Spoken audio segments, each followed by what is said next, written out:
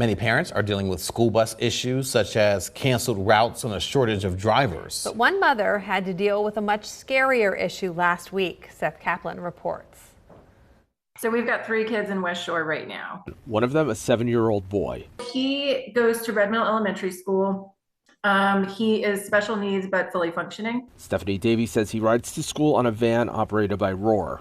Have had minimal issues, maybe it's late here and there, but nothing like this. Last Thursday, he's supposed to get dropped home at between 4 and 4:30. 4:45, start getting nervous. 5 o'clock, getting a little bit more nervous. Calling the school repeatedly. Their phones are off, so it just goes right to voicemail. Panic, the mom panic is really setting in.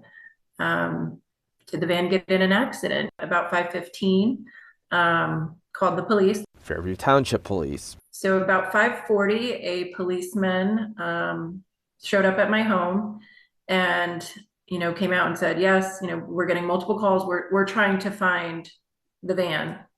And at about 6 o'clock, he said, we found them. And it turns out somehow they were at a place called Allen's Eatery in Lewisberry. Chief Davis Holland told me by phone any parent would be concerned in this situation, and we were happy we were able to assist with reuniting her with her child. We actually found out that Thursday night there was a school district board meeting going on, coincidentally. She and her husband went, but were too late to speak. Board President Kelly Brent wrote this note to her. And I will say she was very, vocal with wanting to hear what we had to say. But she says she's gotten the runaround from administrators. So we contacted Kelly Brent, the board president, who told me by phone, as a mother, I can only imagine how terrified she must have been. I too would have been frantic, and I will be calling Superintendent Todd Stoltz shortly to get a report about the incident and any next steps.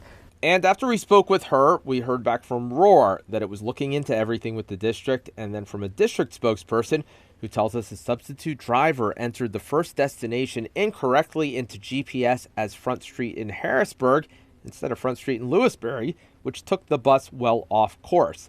At about 4:20, the driver called Roar, which called the district, which says it did try reaching affected families and reached many of them. At 4:45, the driver called again. Bad traffic crossing back along I-83, so GPS rerouted the van. Roar was able to track the van on GPS, and by 5 p.m., quote, it became evident the driver was still lost and off course. Roar staff instructed the driver to pull over at a safe location rather than continuing to struggle with navigation and deviations from the intended route. The district spokesperson tells us school district and Roar staff have been debriefing and discussing where things could have been done differently, including the need for a second set of phone calls to update families when the initial delay went longer than expected. Communication of accurate, timely information is a shared goal between the district and Roar. This was obviously a stressful event for everyone involved. The spokesperson says the district did call families Friday to apologize and explain what happened. In York County, Seth Kaplan, ABC 27 News. Hi, I'm Eric Finkenbinder from ABC 27. We're excited to announce the new ABC 27 News Plus app. Live stream newscasts or watch content on demand. This is different than the ABC 27 app on your smartphone. You can check this out at home, and it's very easy to use. With a Fire Stick, go to the home page, scroll down to search. From there, enter ABC 27. Move over to the apps, and there we are. Click the icon and install. It's just that easy.